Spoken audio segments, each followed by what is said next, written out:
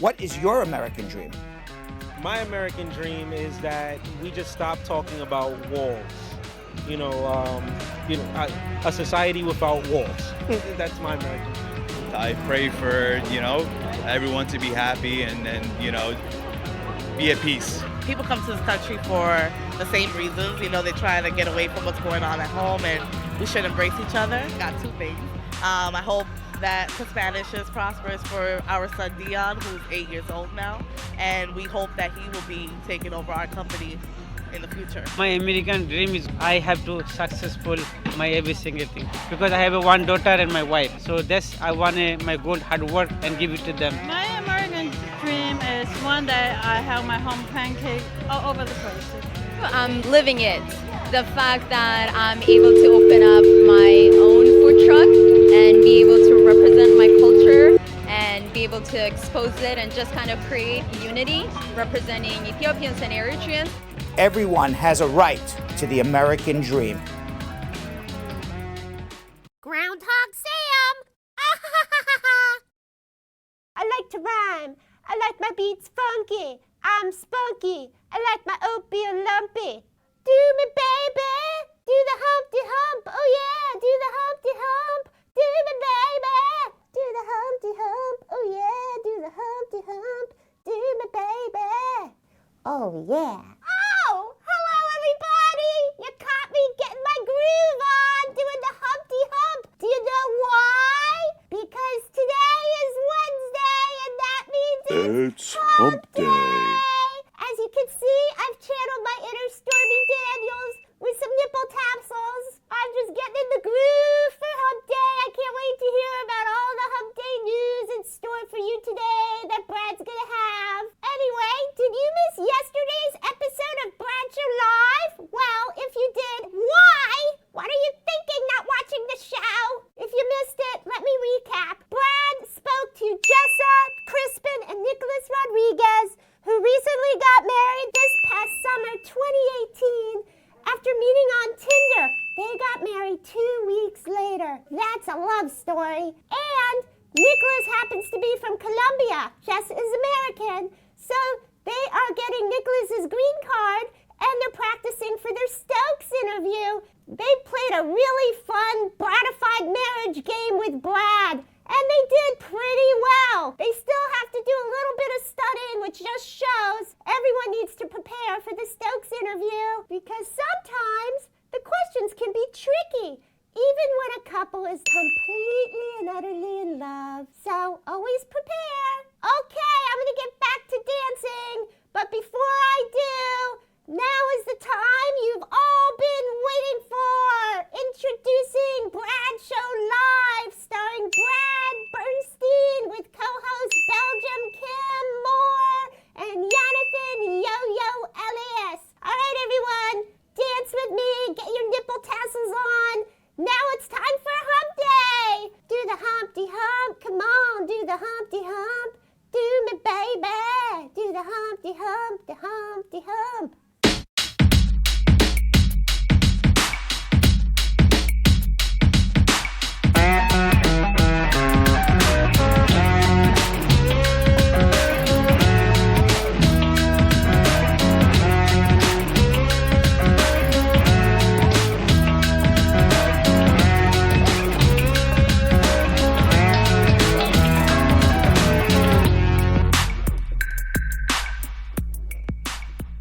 Welcome, everybody. Wednesday, January 9th. It's Hump Day. Are you ready? Belgium Kim, you are dressed up. You got a lot of. You look like you're ready for Hump Day today. I just looked over here. I didn't realize how spiffy you look. I'm pretty stunning. Yeah, you are very stunning for Hump Day. I mean, she's got fans. Yeah, and Yonathan Yo-Yo Elias, he's in his warm-up suit, ready to hump, I guess. I don't know what you're ready to do over there. We stay Hump Day ready. Welcome, everybody. Why are you all dressed up today, Belgium I didn't Kim? realize I was. Yeah, Brad. doesn't she look like extra, done up today? I'm not going to do the girl thing of being like, what are you saying, that I don't look good every day? Right. No, you look good every Thank day. I'm you. just saying you look extra good today. Thank you. Right? Thank you very much, she did Brad. her hair well. Her makeup is I'm gonna what? try to stay not insulted. What was his name down? Donald. I think Donald. You have a date with Donald today? I totally forgot about Donald. How could you forget about him? I know. I Did you dressed send up. any flowers? This is all for Donald. I told Donald yesterday, if anybody watched, Donald was Kim's first love interest. No, David Gabriel was really my first. Yes, on the but show. this man really came on. Yeah. Came on strong for Kim. He was like, okay, Brad, thank you for the information. Now Kim. Right. That's true. Right. Exactly. He called up with a fake question I don't even for his sister that made no sense, and he goes, "Oh, let me speak to Kim now." Grandma even said Kim is in love. She's all dolled up. Yeah, she's for the all nail dolled collar. up. That's right. She looks very dolled up. Ever since Donald called. Now, I don't want to call anybody out, but I did see flowers come today. Was it from Donald? You know what, Brad? It wasn't from Donald. Did not send flowers Donald has not today. sent me a single petal. All talk so far. Yeah, exactly. All No. All Not talk. a picture, not a single bouquet of flowers, even just one flower. What, the Like crowd, just a the crowd is a little The crowd shocked. doesn't like The that. crowd doesn't like it. You Certainly, and me both, Julian, Brad. the TriCaster guy, doesn't like it. I don't know about any other crowd. But that He large is the crowd crowd. of Julian the TriCaster And guy. Yonathan, Yo-Yo, Elias, why do you look like you're in training right now? You know what I mean? Because I'm just, I don't know. You don't know. What is this look for the show? This is like my Thriller look. Every you know day. what I don't know. My Like, Beat It look. can we have the producers speak to you about like every day you come in more casual? That's not true. Yes. It That's varies. not true. Every day. I give you what every I'm day, feeling every on the day, you're day. like- it looks like you just like rolled out of bed. You're like, What? This you're is like, expensive, I'm brother. not saying it's not expensive. I'm not saying it's not Rolled out expensive. of bed. I'm just This is saying the first time I wore this. I'm just saying it could be very expensive. I'm just saying it looks like you rolled out of bed. You're like, gotta get to work today. Well, that's not what happened No? today. Sandy just made my day. What? She said, I looked up hump day in the dictionary and saw Belgium Kim as the definition. Wow. I'll tell Yo, you. I'm going to keep dressing up. I'll tell you, Belgium Kim, the first spin-off is from you. Anyways, we got to say hello. We got to say hello to the squad. Tanisha McNabb, Mia Montauk, Lisa Bling-Rose says, hi, everyone in the squad. Tamika, Renee, Carol, Mia Montauk, Sandy, Arlene Maria Lucis, Tamika Nelson, Dawn Harriet, First Lady Leah says, squad up, Brad, squad. And I forgot about squad up. Yeah, don't forget about squad up. I forgot about that. That's It was a a big thing we were doing, and then all of a sudden I forgot about it. Yeah. Squad up, everybody. Squad Adrian Spence, how you doing? Squad And up. Dawn Harriet, Donna Spence, Adrian and Donna. Carol Anderson, the Tiger, says, Sam, you too much. Mm-hmm. Sam, you just too Sam much. with his titty tassels. Are you allowed to say that? Oh, it's hump day. It's hump day. Right. We've been cursing a lot on our show. Titty isn't cursing. Well, it would, you would, if you were on regular, if you were on television, you would have been. If you were on the Golden Globes, you would have been beeped. That's true. You would have been beeped on the Golden Thank Globes. God we're not we're quite not on the Yes. Golden Globes. Kamisha Theowell, Christy Kinsale says Groundhog Sam is a mess. And who else we have? Kennedy Roy saying hello. Evangeliste Forrest, what's going on, Evangeliste? Marilyn Thompson. Saney Barwin Lewis. And says it's her favorite day. Says Donald is his personal delivery man. He's going to appear in person. Whoa. I don't know. Why does Marge Higgs know this? I told Grandma that I'd be ready with a hug and pepper spray in my back pocket. Why does Marge Higgs know what Donald's going to be doing? She's just deciding, I guess. And, Maybe she's his grandma. And by the way, 2 days in a row, Yeah. Belgian Mama watching. Belgium And mama. she is sticking it out. 2 days in a row. It's almost midnight in Belgium. Yes. She's And quite a party Natalie Nichols, how are you? And on YouTube, Afzal A, he is excited for Hump Day because he is like, hey, squad up, Brad. It's Hump Day. Let the fun begin. Yes. And hello at Jilly Bean. Is at Jilly Bean an actual a handle now for her? I mean, I think it's her official name Is on that the show, but yeah, she I don't hasn't think created any she hasn't handles created a yet. handle at Jilly Bean. I think she should. Although she Nezzy Show TV, what's going on?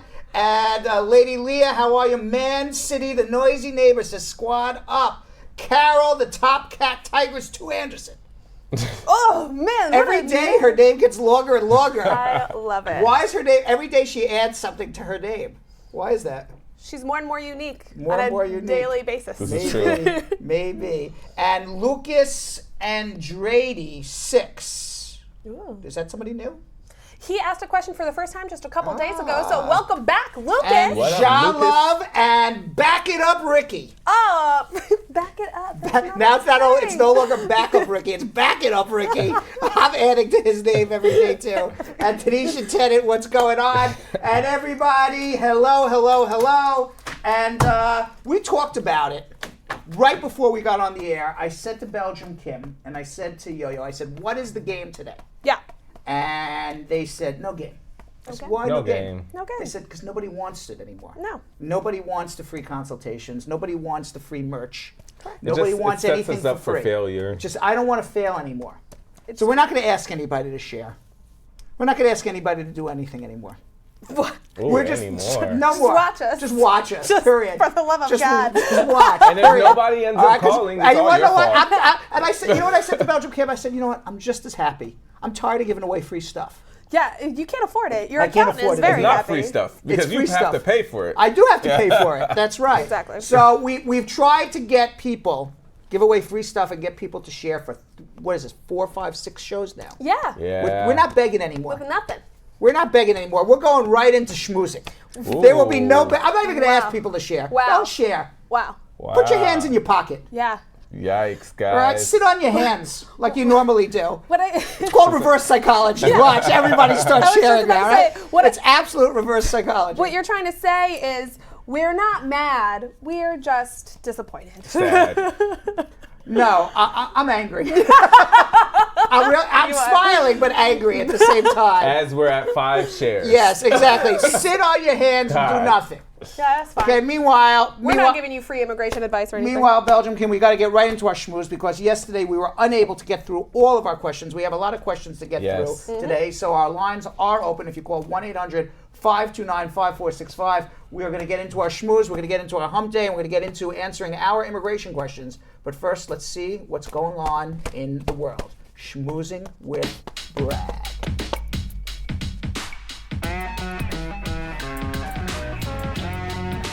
So yesterday, after the show, Donald Trump came on television Yep. for his speech. Did you see it? I did. I did not. I did not either. You want to know why? Why? Because I couldn't care what he was going to say. Yeah. I knew what he was going to say.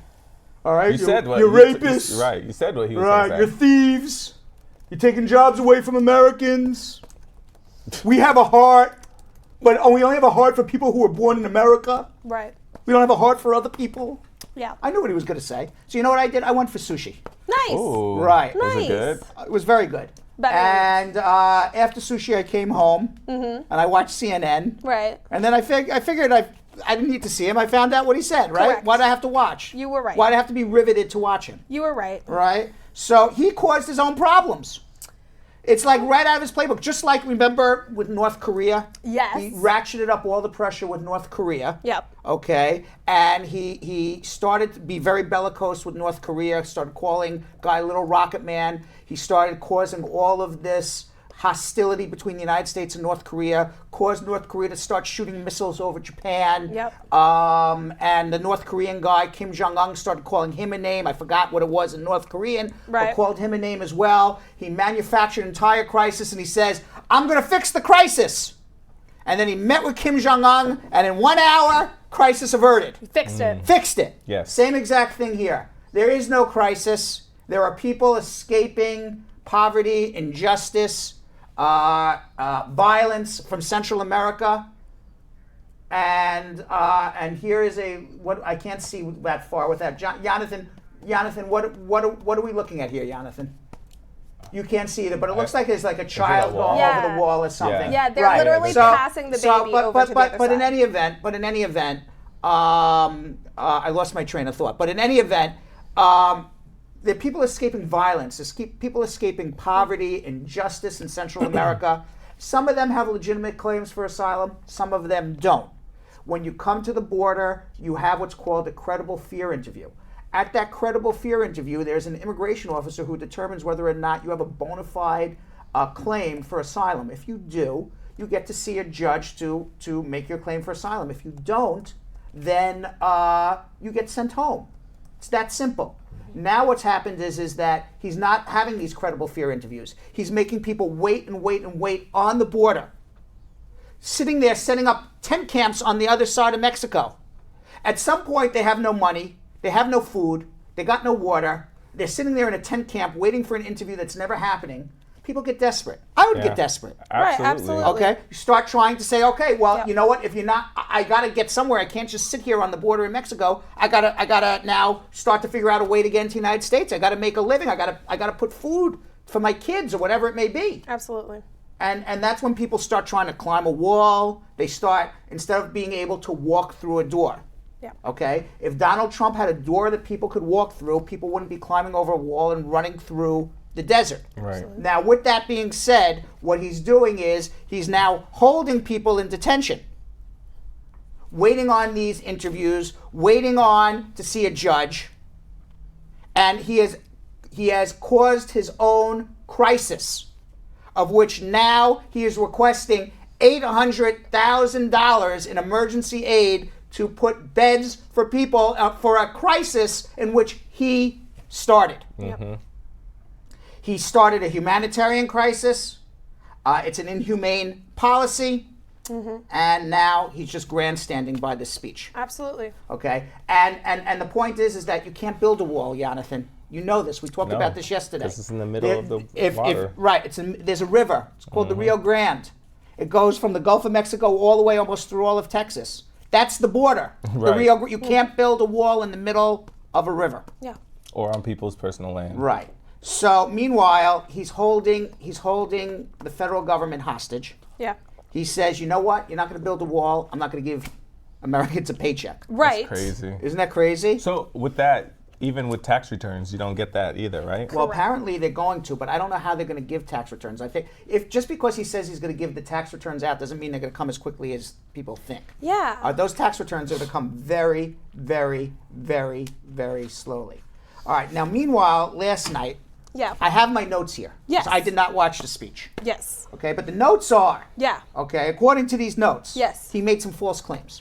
What? Whoa. Right. He made some false claims. Yes. Yeah, that's shocking. Shocking, That's right? truly He made some false claims. Now, the first false claim he made is that the federal government remains shut down for one reason only, because the Democrats will not fund border security. That is not true. The Democrats will not fund a $5.5 billion wall. I don't think there's many Democrats, including me, who doesn't want border security. Absolutely. Right. Okay? Everybody wants security. Absolutely. Everybody wants to have the ability to live in peace. Okay? I'm an immigration attorney.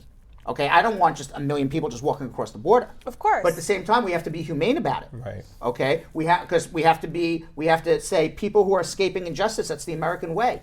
People who are escaping violence, Statue of Liberty, give us your tired, your huddled Or masses. your huddled masses. So that's what's happening, and then people were making fun of Chuck and Nancy after. Nancy, that was a tough to watch. They were tough to watch. They were tough to watch. They look like, I don't know, but I saw a picture. They look like the Addams family. They are a little bit, right? Like a little Addams family-ish. That's like They do. that's like I don't remember what the husband's name is, but she looks like Morticia there a little bit. She does. Right? What was Gomez. Gomez. That looks like Gomez and Morticia.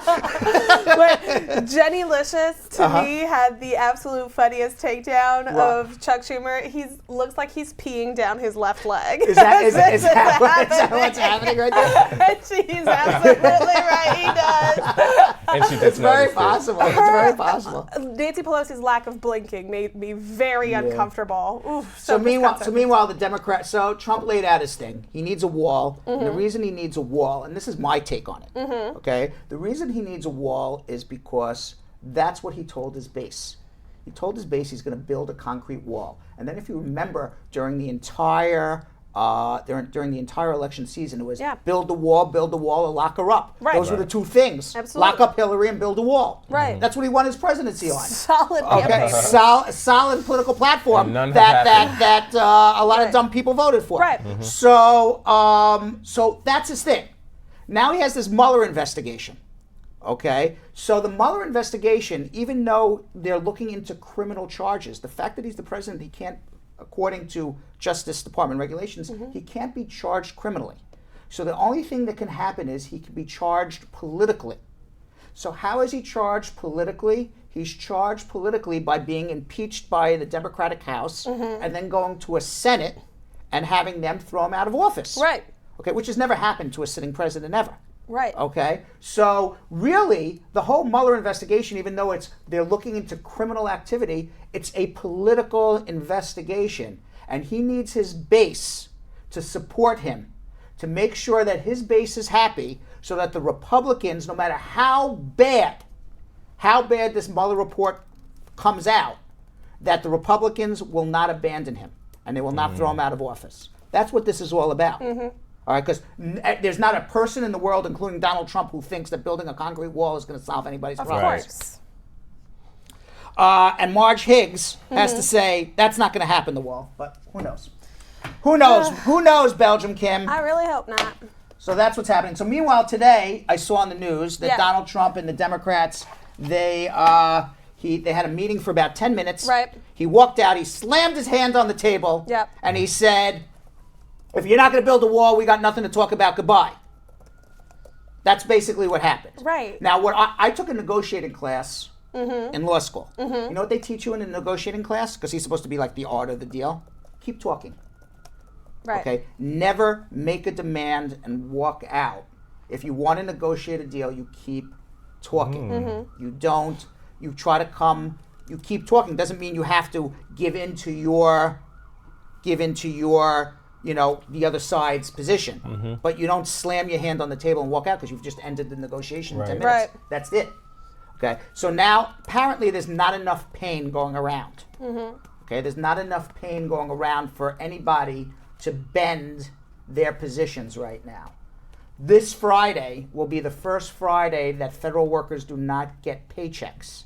That's terrifying. when the pain will start. Yes. So we won't see what happens on Saturday and Sunday. We'll see a lot of talk. But then the pain will start Monday. Yeah.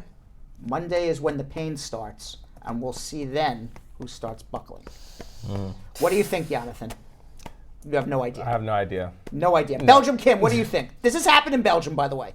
No, we go on strikes. You go on strikes. In Belgium, there are a tremendous amount of really awful strikes. But that's what they do in Europe. yeah, I have no idea how this is going to end. Trump has to budge, right? I just don't see I don't see an end to this. How do you think it's going to end? Well, I see it could be one of two ways. Okay. Either one, everybody's intransigent. Is that a word? Yeah. Okay, thank you. And nobody budges. Okay. And then Trump will say, okay, we have an emergency situation. I'm going to just fund the wall through military spending. Oh, yeah. Okay, so now problem resolved. We'll open up the government. The Democrats will sue Trump in the Ninth Circuit in California, which is the most liberal jurisdiction. Right. The Ninth Circuit will stop him from building the wall, and that'll be the end of it. But at least he saves face. Okay. Or The other thing is, he's now not talking about a concrete wall. Remember, every time during the election, he says, every time they open his mouth, okay, the wall got another foot taller. The wall got 2 feet taller. He's not going to build a wall anymore. Now he's talking about border security. Mm-hmm. So maybe they can come to some sort of agreement on border security that Trump can say it's a wall of security. I've never heard him say that, but I could assume that something like that. Yes, I built a wall of security. We don't care what the wall looks like, if it's concrete or steel, it's a wall of security. 100%. And then the Democrats will get in turn, and hopefully this is what happens. Mm-hmm. This is what I hope. I don't want a wall, but maybe a wall of security, which is like electronic, devices and lights and maybe more border agents or whatever it is. And in return, we get a deal on DACA. Mm-hmm. And we get a deal on TPS for Haitians, Nicaraguans, El Salvadorans. That is the compromise. Yeah. Whether or not it actually happens or not, I don't know. Grandma has co-signed onto your wall of security. The wall. Now, this is how you package it. That's how you package it. Now, nobody has said it yet. But if I was the president and I had to stick on wall, I would be like wall of security. I have agreed to a wall of security. We have a wall. It is a wall of security. And now everybody's happy. I've now protected America. Thank you. Let's go on to the next thing. Okay? I need someone to write this down. Because when the Trump administration releases their new wall of security program. Brad Bernstein said it first. This is where it came from. Listen, Brad Bernstein 2028. I'm telling you. Play this clip. Brad Run it Bernstein 2028. There he is. Just put my face there. That's what I'm about to instead. say. Just put your head on Put that. my head on that instead. But I don't even want to be on his orange body. No, I just need a whole. Don't put my head on any of that. Let's not try And to talking rock about head. Oh, Jesus. Oh, we got to get into Hump Day. Oh, okay. What a transition. What a transition that was. That huh? was a great. That was a professional. You professional, segue. right? Professional segue. good. Hey, listen, I'm a professional attorney. What do you think? All right, so we have a new graphic. Do it. I don't know what it is. That Oh, God, that will I'm scared. announce that we're ready for Hump Day. So excited. There we go. What? Oh. There we go. It's Hump Day. Look at us. It's Hump Day. It's Hump Day. What? What is this? What is this? It's Hump Day. Apparently, also It's need Hump to do some Day. drugs before the Hump Day. To make I don't know it. what it sounds like. It sounds like It's the Hump the Hump Day. Day guy drank like a big beer and it was like belching out Hump Day. I gotta right? be honest. That is a great voice. That is Hump a very Day, good Hump voice. Day. That Hump is Day a guy. very, Go home and that listen is to it. that is a very, very good voice. And by the way, ladies and gentlemen out there, trust me, this is an immigration show. I will seriously answer your immigration questions, but we're gonna have fun first with That we are. It's Hump Day. Ooh, Brad. Can we see it one more time? Can we see it one more time? I just loved it so much. Let's see it one more time. It's Hump Day. What's that hanging? Look when he stops. What's that It's hanging Hump down Day. there? His tail. It's also on the front. In front. It's Hump What Day. does he have? Oh my God. Is this a male camel? Yeah. Is there a Is ginormous there a camel ginormous dog? male camel there? Yo. Have you ever How Belgium did y'all Kim? not No. notice that? Belgium Kim, have you ever seen anything that big before? Yeah, no. You have. Have you ever seen elephants? Those things are crazy. Oh my gosh. Meanwhile, Meanwhile. on my cards here for the Hump Day, and Yes. welcome to Hump Day News here. There's two Australian sisters. They are described. Did you see this? I actually saw this. I sent this to Jill. They're described as the world's most identical twins. Have you heard of them? No. They look exactly alike. They've done over 20 surgeries to look. They're twins, but they did 20 plastic surgeries to look exactly alike. You can't, apparently, without taking a fingerprint, you can't tell them apart. They are that identical. They bill themselves as the world's most identical twins. Their names are Anna and Lucy DeCinque. So now what even makes them more unusual is that they have petitioned the government of Australia to be able to marry Ben. Ben? They both will marry one Ben, two identical twins. Got to be kidding me. My Okay, God. and they claim this is what works for us. People need to get to that. We're not hurting anyone, said one of the sisters. They revealed it was their mother's idea. Apparently, Ben goes from one to the other. Oh my God. Right. Or both at the same time. And we have a video of this. Let's see. What do we have? What do we have? What do we have? From a job, a car, a Facebook account, a mobile phone. We've been eating the exact same thing, the same size quantity for about 10 years now. They eat the Same thing. They do everything together. That's crazy. And they're not cute. Now, do you think you don't think they're cute? Hell no. Let's take a look again. What? No. Let's take a look again. Let's see if they're cute. Can we get a closer up? No, that's Belgium Kim I'm looking at. Well, I mean. You think they're cute? Do I think they're cute? No, I mean they're not ugly. They look like dolls. They don't. They look very plastic. They look very doll-like. Right, but they're not ugly. I mean, you wouldn't say. I mean, Yonathan, let me ask you a question.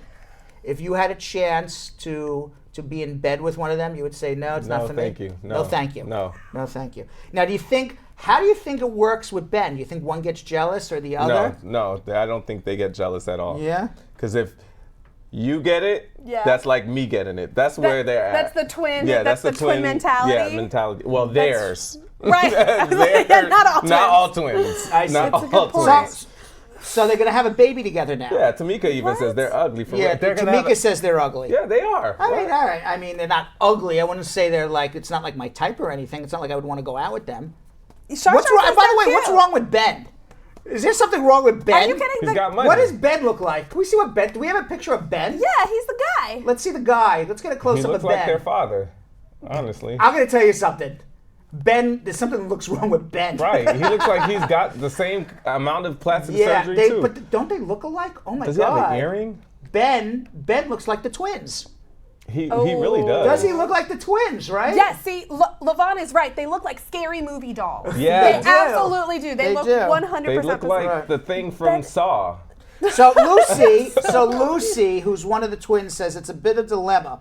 Right. Because they want to get pregnant by Ben. Oh my God. All right, and we know that's where nature comes in, and we can't control these things. So they're going to go for IVF treatments. So that they can. And they're going to try to time it that they give birth at the same moment. This is crazy. My God. To Ben's children. So Ben's going to get maybe twins.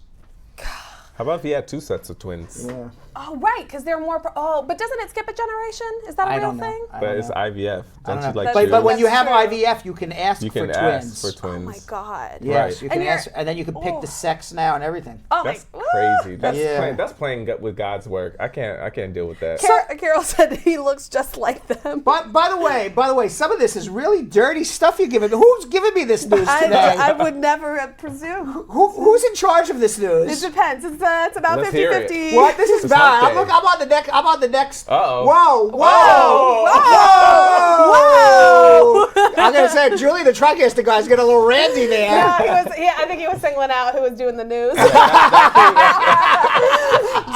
I thought he was getting randy and coming right in on your cleavage. I didn't know what he was doing. So I really need a camera feed for Jilly Bean. I really need a camera feed. So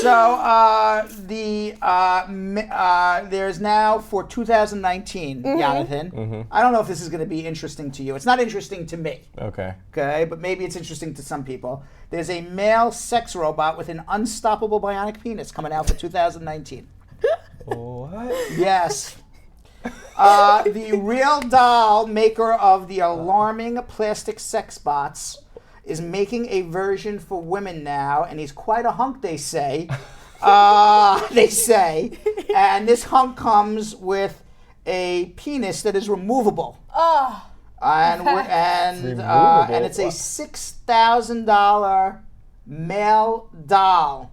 Wow. And David Levy, the author of Love and Sex with Robots, says, I'm sure women will find the robots equally appealing as men. It's the robot man that never stops. Okay? If women, it never stops. Ever. It never gets tired. Bionic. It never gets sore. It just never stops. It's bionic.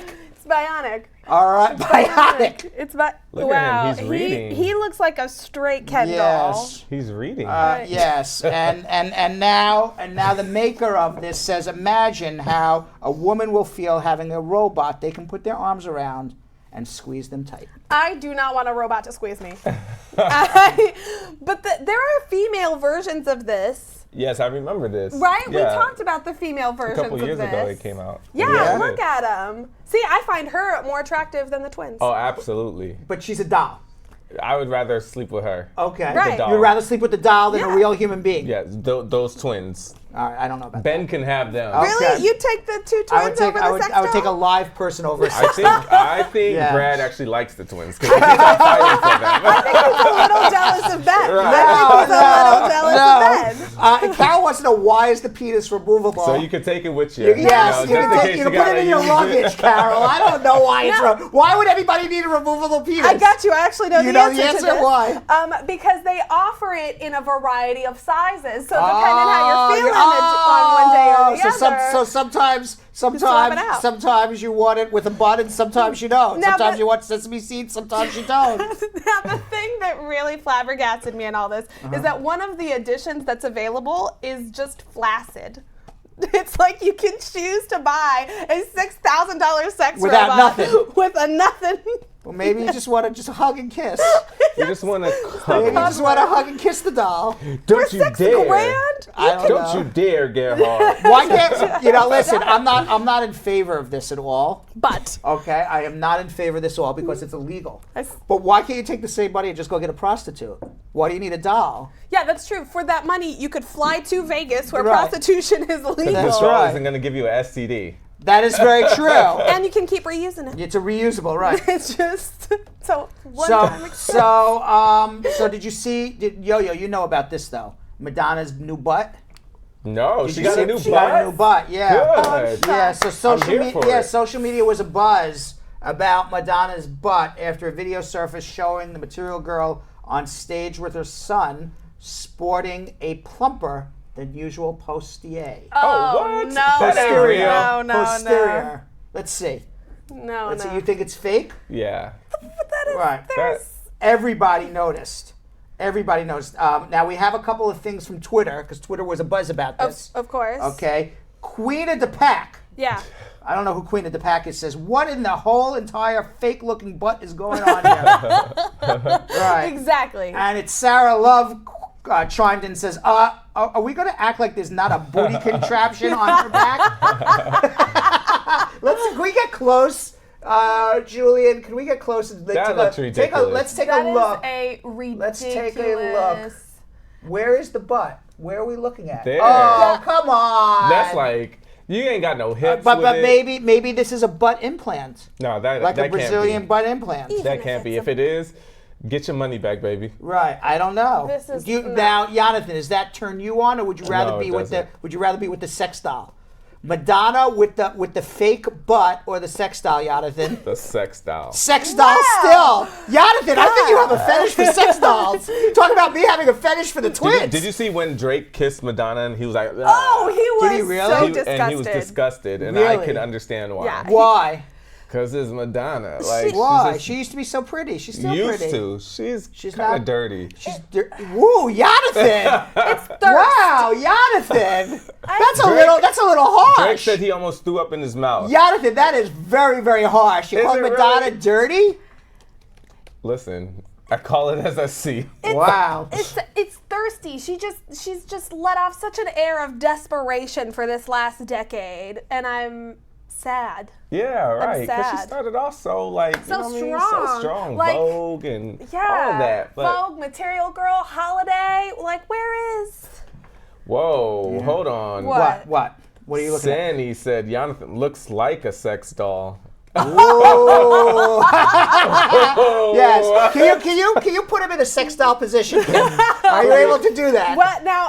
What does that look like? I don't know. What would a exactly? sex So doll what- position even look like? You What? I don't know what's gonna happen. All right. Finally, I all got right, you, all I got right. you. Finally, I got one more last thing. While you're putting him in a sex doll position, one last thing, which I'm actually very upset about. The Consumer Electronics Show is going on right now. Yes. Okay, and there's a big thing about artificial intelligence. Yeah. And there's a big thing about driverless cars. Yes. Right. And I even saw there's a refrigerator that can order you beer. Mm-hmm. But the winner of the Innovation Award at the Las Vegas Consumer Electronics Show was the Holy Grail of oral massagers called the Holy Grail of Orgasms. And it's called the OC Massager, created by a mostly female startup company called Laura DiCarlo. And it's a tool to give a hands-free orgasm, mimics a human partner. That won the Innovation Award at the Consumer Electronics Show until some people at the Consumer Electronics Show said that's a little immoral. And then they decided to take the award back, saying a month after receiving the award, the committee took it back. They revised the verdict. They said, we cannot give the award to an immoral device.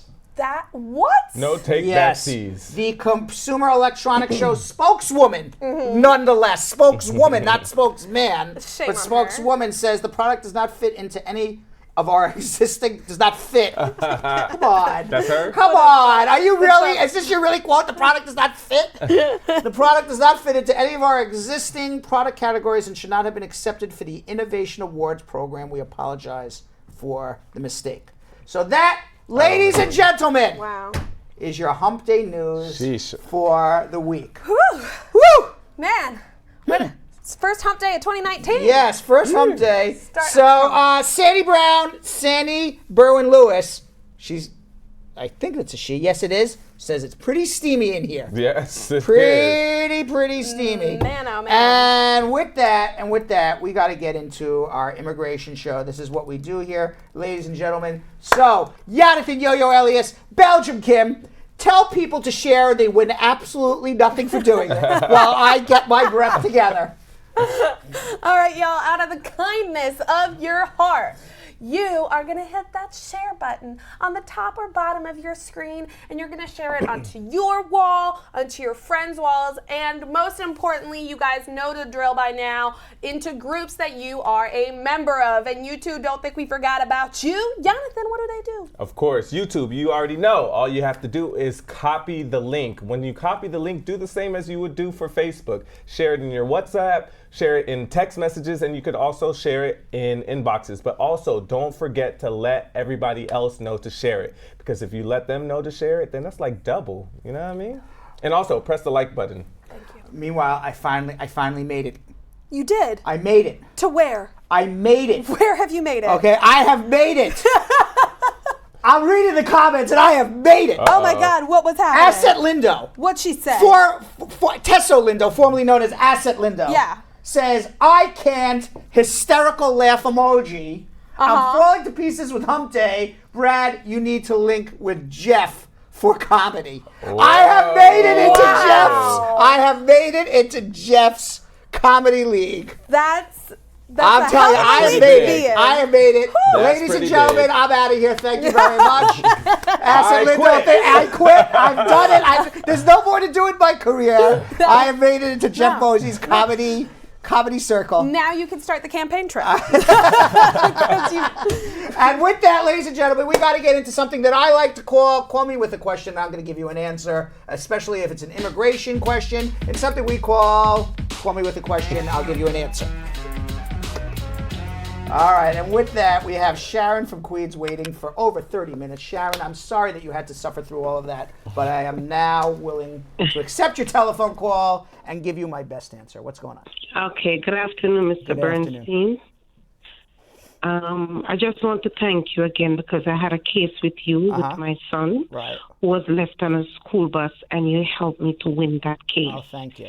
I want to thank you again. I appreciate it. My reason of calling in, I have a brother. He got married. He came up on a fiancé visa. Right. And he's going through a lot of problems. Did he get married to the woman? Yes. When he gets here. They got married within the 90 days? Yes. Had she filed the papers for him? Yes. Good. And he got his work permit. Good. This is what happened. Okay, tell me. This is what happened. He worked 2 jobs, a part-time and a full-time. He gave her the full-time check. She decided she wanted all the money. She wants the full-time check and the part-time check. She wants both money. What happened to being partners? Well, this is what she's saying, that she spent a lot of money to get him here. So he got to pay her back. He said, I'm married to you for love. I'm not paying you. Yeah, and by the way, there's no payback. You're partners. Exactly. What Mr. happened Bernstein, to that? What happened to that?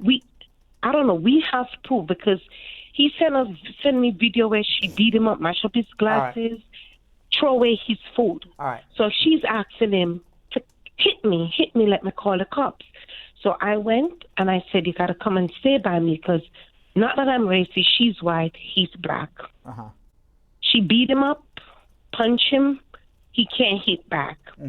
Throw his food in the garbage. So this is what happened. His work permit was expired on the 8th of this month, right? I have voice note that she sent him and said, I'm sorry to abuse you. I'm so sorry. Please forgive me. Right, so let me ask you a question. All right. So obviously she's a volatile, some sort of bipolar. Let's call her crazy. Okay. Let's call her a loon. Okay. Let's call her what she is. All right. So your brother married a lunatic. All right. So does he want to go back to the lunatic and try to work things out, or he's like, this lady's crazy, get me away from her? He's scared. Okay. So that this is what. Okay. Luckily for him, if you come on a fiancé visa and you marry within the 90 days and your spouse files for you. Those are the three things. That is all that is required to get a green card. After that, all bets are off. So as long as married within 90 days and filed for, this is only on fiancé visas, there's a law, it's actually a law now, but it evolves from a case called Matter of Sessay, S-E-S-S-A-Y, that says that if your wife files for you, there's an affidavit of support filed, and you came on a fiancé visa, those are all of the requirements to get a green card. So if he's no longer with his wife, he will still get a green card. He has to let immigration know. He has to let immigration know he's changed addresses for his adjustment of status. And on his adjustment interview, he can show up on his own. This is the only time you can show up on your own without your wife, going from nothing to a conditional green card. Proof it was a real marriage. My wife filed for me. There's an affidavit of support. End of story. Now, he's going to probably need an immigration lawyer, but he does not need to go bring about abuse. The fact that she filed for him is more than enough. Okay, so this is what we have appointment to see you guys on Saturday, but this is what I want to tell what I did. I went in the system and I see where his new address, and then we're going to put in a change of address where no, he's living. I did not put in. I used Sharon. Yes. Stop being your brother's advocate. Just come see us. Okay. I'm coming on Saturday. When you get the receipt notice, you're going to get a receipt notice, but it's going to go to an address that he's not there at. So so it's going to be problematic, but we'll figure it out. But more importantly is he's done everything he needs to do to get his green card. And all he has to do is prove that it was that he married her in good faith. Okay? And he can change his address. So we'll be there on he's Saturday. going to be good. Now, I won't see you, but I'll make sure that somebody is waiting for you. So hold on one second. Okay, that's fine. All right, okay, thanks. All right. Let's hold on 1 second there. All right, let's go to Apple in Orlando, Florida. Apple. Hi, Brad. How you doing? Happy New Year. What's going on? I'm doing good, thanks. Well, what happened? The situation is, I'm calling on behalf of my partner. They recently obtained their green card along with my son through an FTB visa. Now, since my partner and my son recently obtained their green card, he will now go back to the Philippines and bring my son to me so that I can take care of him, since we're not yet married. So we plan to get married and, file the petition himself there. Now, I was wondering if we should, my partner should, get a re-entry permit. Who's your fiance? Why do you keep calling him your partner? My you know who my partner is? Kim and Yonathan are my partners. Okay, but I'm not marrying them. Kim is not my fiance, neither is Yonathan, thank God. Okay, he's your fiance. Yeah, my fiance. Right. Okay. Yes. Now, our question is, should we get, because we are wondering if we need to get a re-entry permit for our son, and then he needs to go back all the way to the Philippines, fetch our son, and then bring back to Florida, and then bring him home. Whoa. You got my head spinning around. Okay, so your fiance came to America on an F2B, which means that his parents filed for him as an unmarried son or daughter. Yes. Okay, and he included your child on that application. Did both enter the United States with their lawful green cards? With their immigrant visas? Right. Okay, when did they enter the United States of America? Recently, just last December 18th. Okay, and now they're going to go, both of them, both your fiance and your son are going to go back to the Philippines. What's the purpose of them going back to the Philippines? Why are they going back? He won't be able to start working unless, our son has a medical condition. He has a rare medical illness. So I need to look after him, of course, and he can also start working. Wait. So who's going back to the Philippines? Your fiance or your son, or both? Both. And then my fiance and I will get married, and then he will go back to Florida. And with your son? We were thinking, no, not with my son. So who's going to watch your son? Who's going to watch your son? I myself. Where are you? I'm currently here in the Philippines right now. Oh, okay, because I thought you were it says you're in Orlando, Florida. That's why I'm all confused. I'm calling on their behalf. I understand. That's why I got confused. All right, so you're calling all the way from the Philippines. What time is it there? It's must be 5 in the morning. It's 7:30 in the morning. 7:30. Wow, you got up early to get that question asked. All right, so all right, so yes, if your son's going to stay out of the United States for more than 6 months while he's physically here in the United States, let him file for a reentry permit. And that will allow him Okay. to stay out of the United States for 3 years. That's done on an I-131 application. As far as your fiance, when he goes back to the Philippines, let him marry you. And then as long as he comes back to the United States within 6 months, he will not need a reentry permit. He can file for you, and it'll be about 2.5 years. You'll follow to join him in about 2.5 years with your green card to come live with him in Orlando or wherever you're going to live at that point. Okay. So by then, my son's re-entry permit is not yet expires, right? Well, if worse comes to worse, he just comes back to the United States within that 3-year period and does another one and then goes back to the Philippines. Not the end of the world. Okay. All right? All right. One last question. I have 2 other kids. Uh-huh. Will they be considered my derivative right away? They or are should they I are just- not children of your partner, No. fiance. Okay, how old are they? No. How old are they? One is 6 and one is 11. Yes, they will both be derivative on your case. So you and the 2 children who did not get green cards will get green cards, which would be your fiance's stepchildren once you get married. Yes. Yes. Right. All right. Thank you so much. So hold on if you need help. Hold on one second. That was Apple, all the way from the Philippines. Yeah. Yes. Mohammed in New York, New York. Mohammed. Mohammed. Yes, please. What? Yes, please, Mohammed. Yes, Mohammed. Yes, sir. Hi, you're, how are you're you? on the air. You got to talk up. Yeah, sorry. Okay. Yeah. Actually, yeah. I have that question. Actually, I came in the United States in 1990 Uh-huh. and on a B2 visa. Right. And after that, I have some problem on my daughter. She was quite sick, and then I have to stay to go to hospital. And she's like in a humanitarian base. I have to live over here, and still she is under treatment. What's wrong with your daughter? She was on that time like a 1 year old. She was what? She was 1 year old, and she have thalassemia. What's and, that? That's a blood disease. A blood disease. Is it like a blood cancer? Yeah. Yeah, like that. Okay. How old is she now? How old is she now?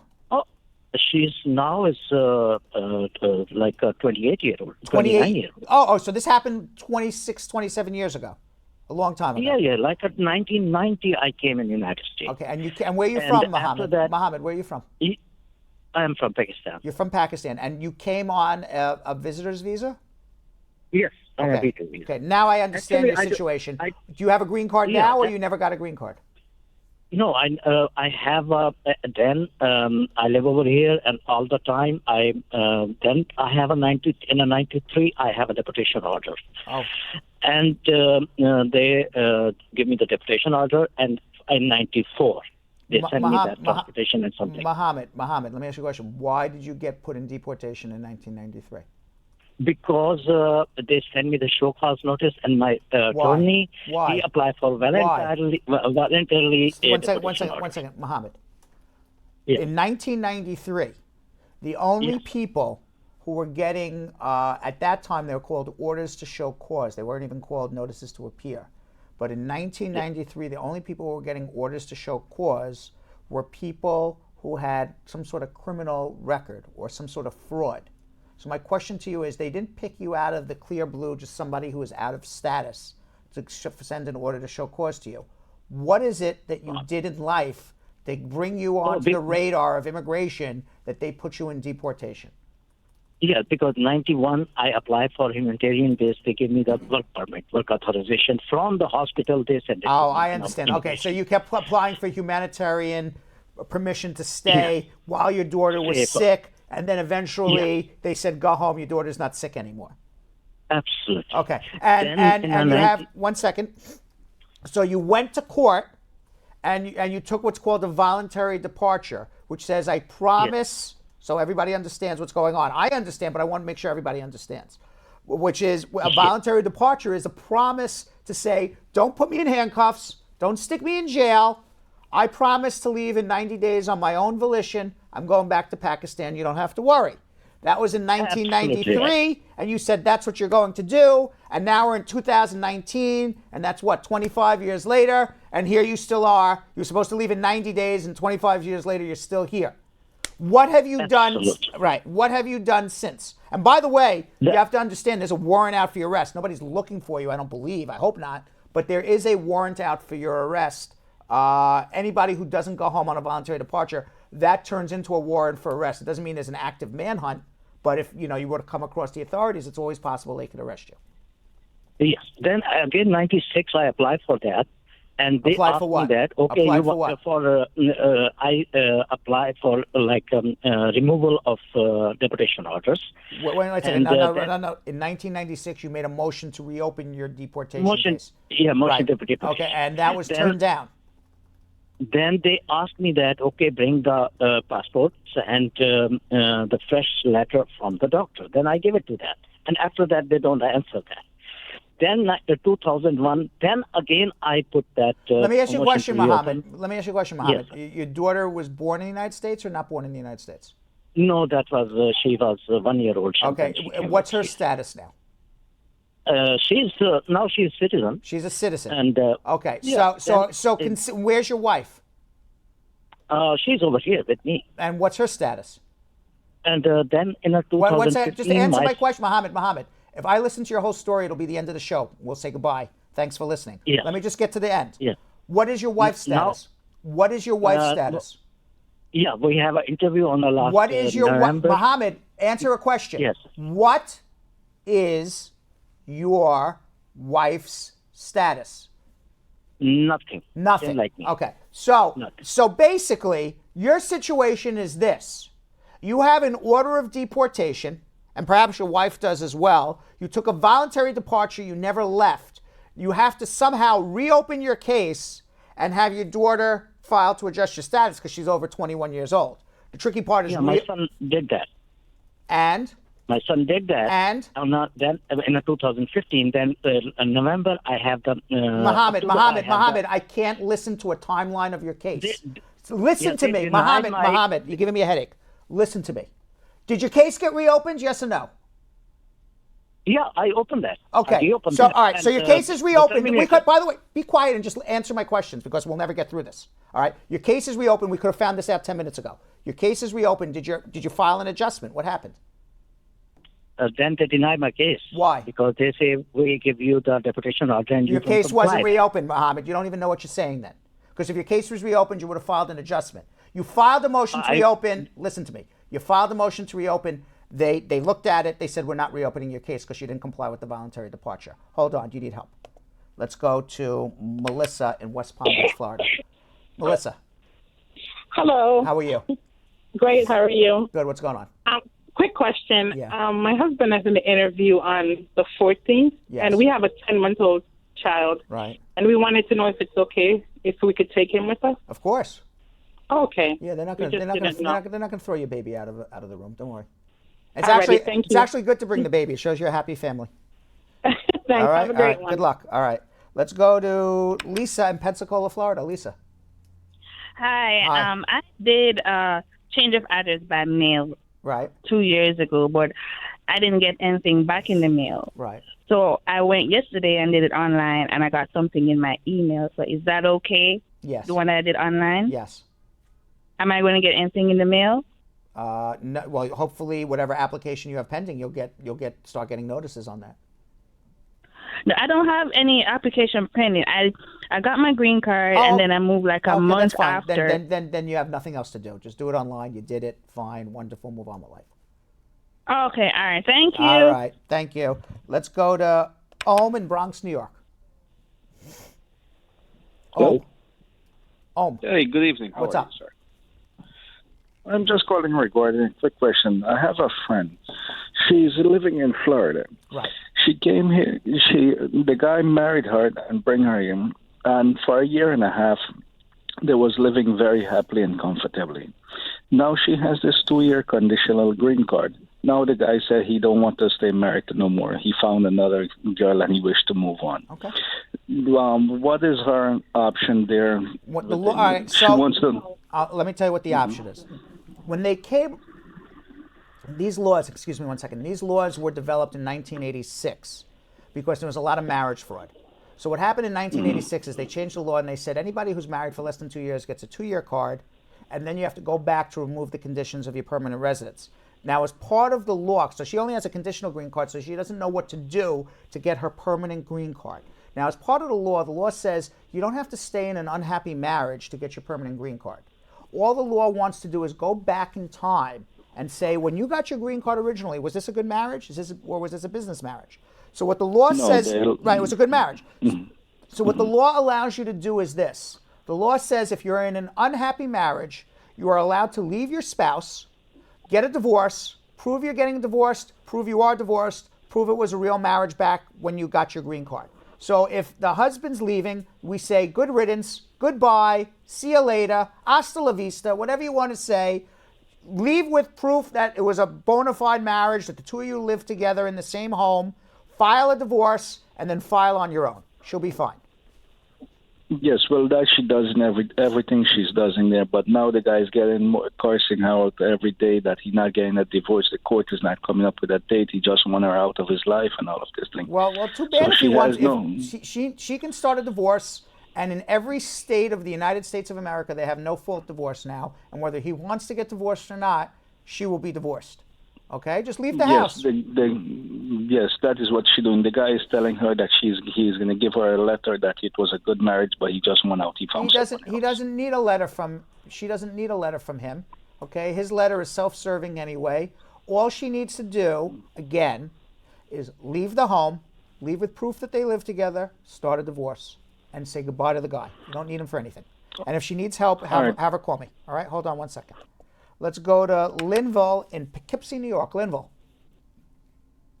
Hey, good evening, Brad. Hey, how are you? I just want to hear your thought process on something. My wife filed the I-130 petition, and I filed the I-485 form. Right. However, we did this the 16th of November last year. I haven't received a receipt or anything saying that they have received the application. I called it in and... Let me ask you a question, Linville. How did you pay for the application? It was through money order. Do you have a receipt for the money order? Yes, sir. Okay. Where did you buy the money order? The post office. Okay, go back to the post office with the receipt for the money order and ask them to trace to see if this money order was cashed.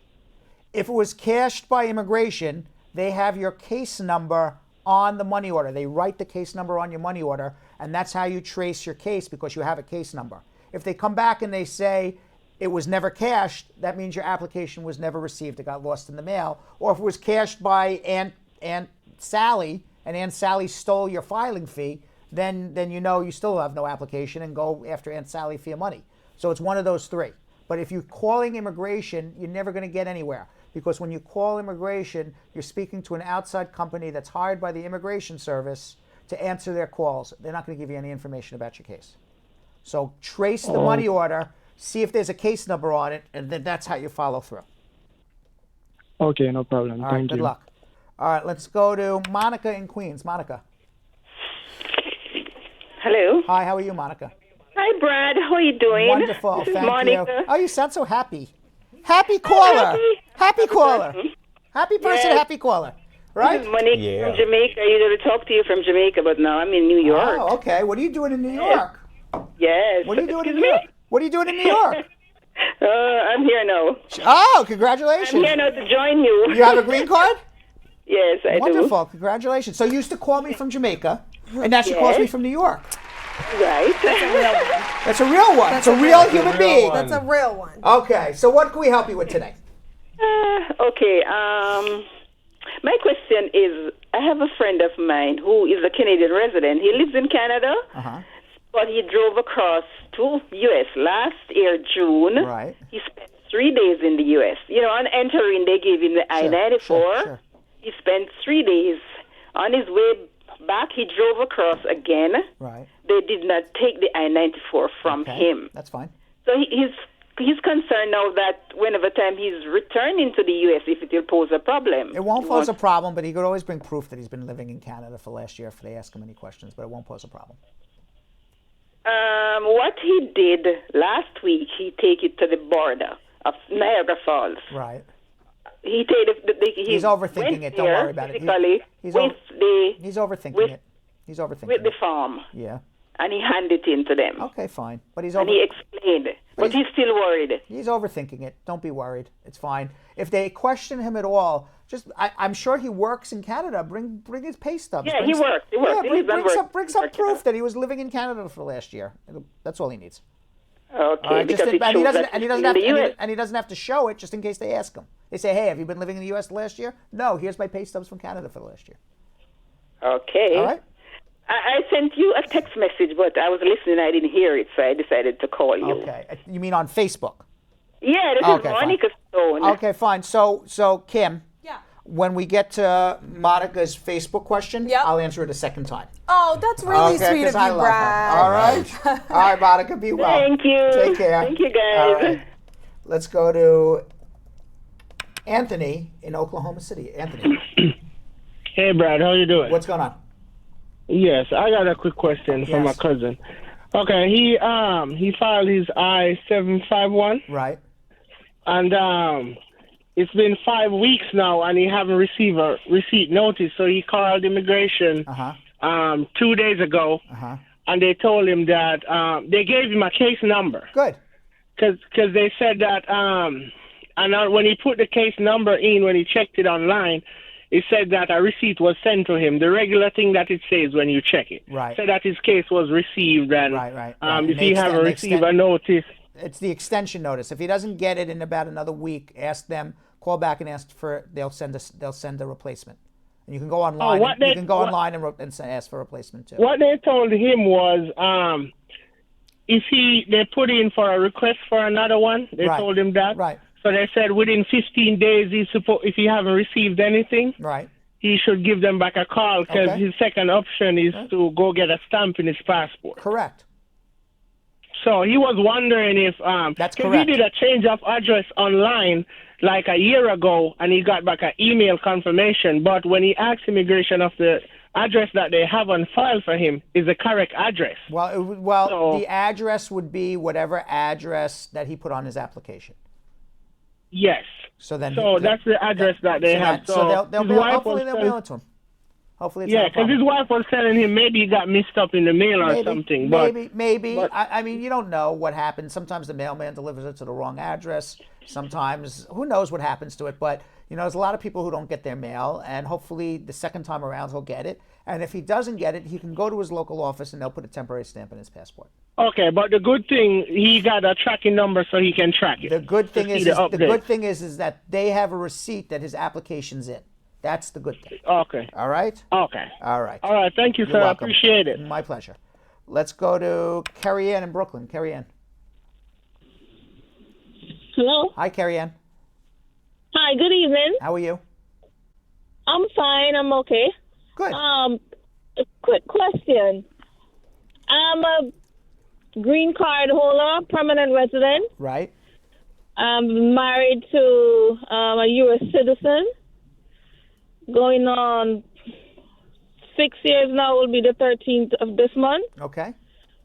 My question is, if I choose to file my tax separate, but I didn't do my citizenship yet. If I do my tax in a few months now, I do it single with my 10-month-old son. Two things. Number one, you said you were married for 6 years. How long have you had a green card? Since I got married, I have my green card. So you've had a green card for more than 5 years? Yeah. Okay. So you can do your taxes any way that's legal. You don't need to prove, for your citizenship, you don't need to prove that you and your spouse live together. If you needed to prove that you and your spouse live together, you would have had to have filed a joint tax return. But you can do it any way you want. But I will give you this disclaimer: make sure you file your taxes legal. I'm not a tax expert, but I would think that filing a tax return as single when you're married is not a legal thing to do. Okay, just do it legal, whatever it is. But you don't have to prove you and your spouse live together. Okay? And I hope that's not the police coming for her after she's screwed up her taxes. All right, I'm only kidding. Just do it. Just do it any way that's legal. It's fine. You don't need to prove you live with your spouse. Okay? Okay. Yeah, we're still married. My anniversary will be the 13th coming. All right. Congratulations. All right. What is the secret, Carrie Ann? Tell us the secret. We need to know what the secret is for long relationships because we have too many people who call on this show and the relationship's over in 90 days. So give us some good advice, Carrie Ann. Good advice is always keep God in the midst of everything. That's good advice. And pray and love each other. That's it. That is very, very good advice, Carrie Ann. The couple that prays together. Carrie Ann, we need her. We need Carrie Ann on for more advice for some of these people. She should do the Bratified marriage. All right, Carrie Ann, thanks for calling. I appreciate it. So another question. I'm sorry. Oh, we're not done with Carrie Ann. She's like, hold on. Okay. Yeah. My mother, she's a citizen. Yeah. And she want to file for my brother and my sister, which they're all over 30. My sister, she got her visa. She have a visiting visa. What if my mother files for her? She had a son that's born here. But what if she files for her and she comes here on a visiting just to visit? Is it if she overstays, will that terminate the filing? Wouldn't terminate the filing, but she's going to be here illegally for a very long time and would need to do a provisional waiver, go home and come back. She's not going to be able to get her green card here in the United States. Just makes it more difficult. Better off just she has a visitor visa. Just keep visiting. Don't break the law. If she files for her, Don't it break will the be law. faster. It won't be faster. Don't break the law. Come visit. Go home. Yeah, I was telling her, no, don't overstay. Just go and come. Correct. He'll visit, meanwhile the process is going. Correct. And by the way, Belgium Kim and Yonathan, and by the way, this is no secret to anybody who watches the show and knows anything about immigration. It's a secret to all the Americans who don't know anything about immigration. Right. But the big secret that nobody knows Right. is that most people are out of status who come here legally and overstay their visa. Yeah. Like maybe Carrie Ann's sister was going to do. Yeah. It's only a small minority of people who actually run across the border without inspection. Exactly. But most of the people here actually entered legally who are out of status. That's not surprising to us. But nobody talks about that. No. Right. All right, Carrie Ann, be well. All right, let's go to Bal in Boston, Massachusetts. Bal. Hey, hi, Brad. Thank you so much. Thank you. We appreciate your work. Thanh you. I appreciate your kind words. I have a quick question. Yes. I received my I-290B. I received a dismissal letter from them, and an email also on a letter from the mail saying dismissed. So some sort of appeal or motion. And that's what they requested me to do. What appeal? What were you appealing? They said appealing for motion because I already did an appeal for. What were you denied? What was denied? VAWA. Your VAWA. Okay. So this is. Let me make a suggestion to you, Bal. All right. Stop with motions to reopen. Stop with appeals. 1 minute. Let me help you because I only have the second side of the story for you so that you can answer one. All right. He's got the B side of the story. Okay. On the that letter came in on the 4th of January. Then on today, which is 9. Another email came stating a change of status and that they are reviewing the case after they have previously sent a dismissal. So I don't know what is going on. So what's going on is they said is that we reopened your case and the denial stands. You're still denied. That's what happened. Oh, okay. Okay. So now let me give you some B-side advice. Okay. Stop with motions to which is what I was going to say beforehand. Stop with motions to reopen and appeals. If you get your case denied, the best thing to do is to refile again and do a better job. So you can always refile again. It's already past 2 years and 4 months. From the divorce? Yeah. All right. Well, then there's nothing you can do at this point, and then you're going to have to find a new way. Hold on 1 second, okay? Let's go to James in Brooklyn, New York. James. James. Hello? Hello, James. Hey, Brian? Yes. Yeah, but I have a question for you. November the 14th, my wife and I went for an interview. It went well. The officer said that she's going to send for approval. Now, so far, we have not heard anything since after that. The only thing that happened on the website was updated saying that they sent it for approval. Next thing is that... Wait. I lost you after you went for the interview. The officer said you're approved. We'll send an approval. And then what happened? No, in the interview it went well. She said that she's going to send it for an approval. Okay. After Then that, we have not heard anything since November 14th. Also, her work permit expired. So go renew it. January 1st. Go renew it. Okay. Because you don't know. it was Because just because the like- officer says they're going to send an approval doesn't mean it's happening tomorrow. Go renew the work permit. Okay, it said, but about a month ago, what happened? But anything since? Okay, it's only been a month or 6 weeks. Go renew the work permit. You got to wait at least 90 to 120 days from an interview before you start freaking out. Okay. All right, don't freak out. Renew the work permit, and hopefully you take her on her word that she's going to send the approval, and it happens sometimes 90 to 120 days after the interview. Okay. All right. All right. Thank you, man. All right. Good luck. Yeah. All right. Okay, Belgium Kim. Okay. So So, we're at the time of the show yeah, where there's a lot of choices. there are. Okay, a lot of choices. It's tough. It's very tough. We Yeah. could end it right here. That would That's be a weird, choice. but we could.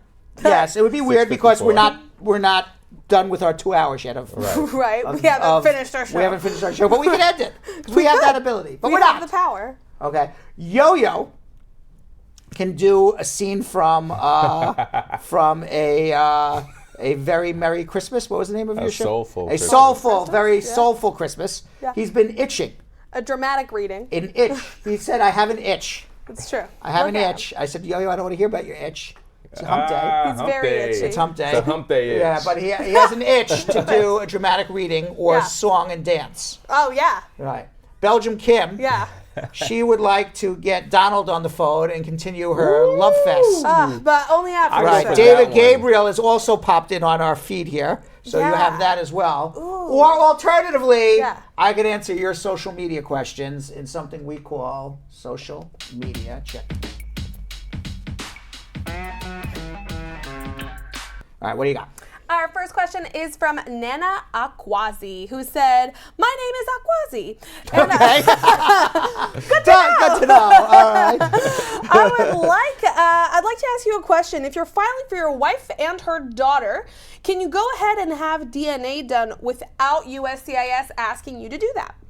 Yes, but it's going to be worthless unless you do it through USCIS. If you want to do it for your own personal knowledge, to make sure it's your daughter, you can't do a DNA for your wife, obviously, but for your daughter, you can go do it. Yeah, but it has nothing to do with immigration unless you do it through immigration.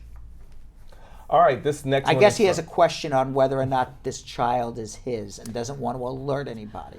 So yes, you can do it privately. I would assume Right. that's what he's asking. Yeah, what's weird is that he says if you're filing for your wife and her daughter, so We don't the know. way Yeah. he's written it doesn't make it seem like he It's claims he's her. He's not claiming her. No. Right, maybe the wife is saying it's your daughter and he's saying it ain't my daughter. Right, maybe it's a Maury episode Maybe. situation. Yes, it could be. Somebody bring out Yes. the pictures. I want the side by side. Ooh. Okay.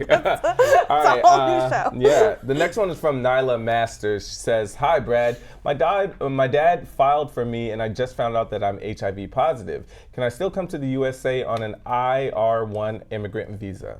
Yes, you can. Years ago, it used to be a denial. Now, no more.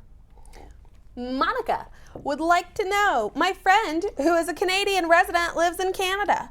He drove across the United States and stayed for 3 days. He returned We to asked this. We answered. That was Monica's question. I know, and you said you were said gonna you read it. liked her so much that you wanted me to read it again. I was joking. Well, I take you very literally. I do too. Ujiomo Azoba said, "I wanted to really know if you were going to catch me on it. You do, but I received notification in mail that the I-290B was dismissed on January 4th. And a few days later, I got notification of status changed on January 9th. So today." We answered that question as well. Really? You did? Yes. Yeah. Remember I said his motion was reopened in the case, and they said, case opened. Okay, we'll open your case again. That was Denied. him. That was him. That Did was- not realize. That was him. All right, go for it, Yo-Yo. I've already used up my 2 chances. All right. Oh man, Belgium Kim, you know Struck what? Struck out. I'm taking back all the accolades from earlier in the show about you. Oh, really? Yeah, a little bit. Oh, are you You got- kidding? My problem with knowing what questions were answered has nothing to do with my radiant beauty, Brad. Yeah, well, it's all related, Belgium.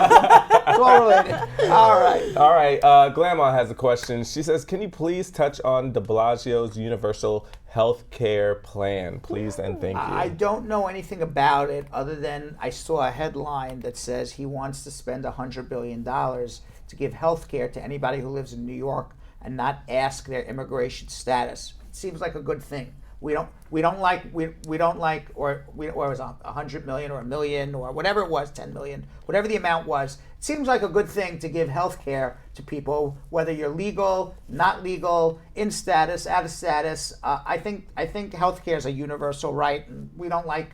I certainly in the city I live in or the country I live in, I don't like to see people dying in the street. So I think it's a good thing. I don't know enough about the specifics behind the plan though to comment on it more than that. Unique said, I was currently in removal proceedings and I'm currently out on bond. My dad's filing for me and he's a permanent resident. If my petition has been approved, am I going to need to go back to my country and file a waiver, or can I just adjust while I'm here? And what are the chances that I'm going to need to get that waiver anyway? Is this person out of status right now? If you're she said that she's in removal proceedings and currently out on bond, so I'm going to go with yes. So then the answer is you're going to have to leave on some sort of voluntary departure, go home, get your waiver, and come back. All right. Mr. Chelsea Hazard on YouTube says, good evening, Brad. How can you check your pending I-485 status? It's a year and 4 months now since I submit my application. I live in North Carolina. You can go online at uscis.gov. You can make an InfoPass appointment and go down to your local office and speak to an officer.